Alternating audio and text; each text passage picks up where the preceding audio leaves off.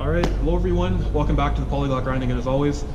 Luckily I was able to find someone to hold the camera for me and record, so this should turn out a lot better. So the video I made on how I deal with anxiety seems to have been pretty well received. Some people sent me some messages and thanked me for making the video. So today I'm going to make a video on how I personally deal with rejection.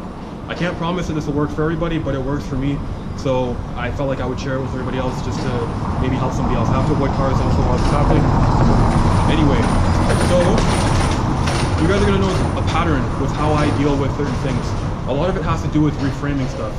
So with anxiety, I take the outside stimuli that can scare me, and the example I used was talking to strangers, and then it has to pass through the mental filter, and I get to choose how I interpret it. I can interpret it as fear, or I can interpret it as an enjoyable experience.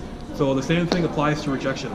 So if I wanted to go to practice a language, I'm going to use language as an example because this is like a language learning related channel. Anyway, if I wanted to practice a language and I went out and I heard somebody speaking German and I wanted to go and talk to them and they told me to screw off or something, I could take that as a personal attack on myself, or I could choose to reframe it and take it as an attack on the situation, because that person's dog could have died that day, their house could have burned down, there's a lot of other things that could have happened in their day that made them not want to talk to me. So I can be hurt by it and my whole day can be ruined, or I can just take it as, oh, their dog died that day or something, or I can just take it as a rejection of the situation and not me myself. And when I do that, I don't have to feel personally hurt.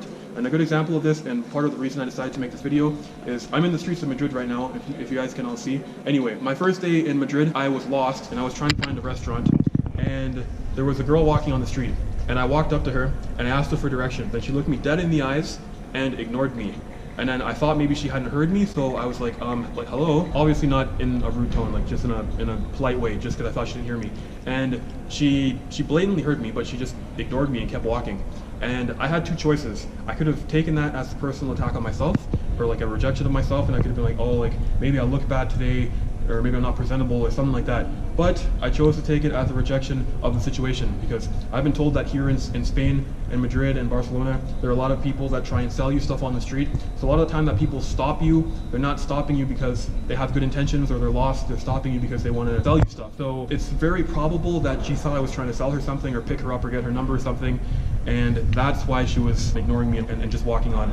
So I wasn't hurt by that. This is the day after. I'm good, I'm chilling, I'm not hurt at all. And it's because I chose to interpret it as a rejection of the situation and not me myself. And if you guys do this, you take stuff as a rejection of the situation and not yourself, then it's a lot easier to deal with things. Like if there's a girl or a guy that you're into and you want to ask them out on the date and they say no, you can take that as a personal attack on yourself. You can be like, oh, I'm not good enough, oh, maybe I'm ugly, whatever excuse you can think of. Or you can take it as rejection of the situation, because maybe that person just got out of a bad relationship, maybe that person's dog died, as I said, or they were in a car accident or something, who knows. Like there's a lot of different reasons that somebody can be feeling bad, and that will cause them to be less open to talking to people and more likely to reject people. Because as you guys have probably noticed, like if you win the lottery and someone comes up to you and asks you for directions, you're in a good mood, so you'll probably help. Or if somebody wants to know where a grocery store is, you'll probably help them because you're feeling great, you're happy in general, so you're more open to talking to people and helping people.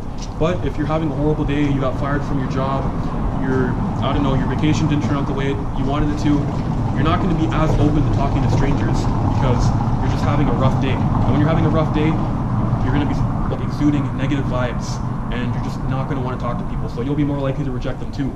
And it's not you rejecting that person, you're rejecting the situation. You feel bad, so you're pushing people away because you feel bad. So just remember that when someone else rejects you. Like obviously there are exceptions, obviously there are a lot of different factors at play, obviously this won't work for everybody, but this can be applied to a lot of areas of life. And when you apply this kind of stuff to your life, you'll just feel better because you're not going to feel personally attacked or personally rejected all the time.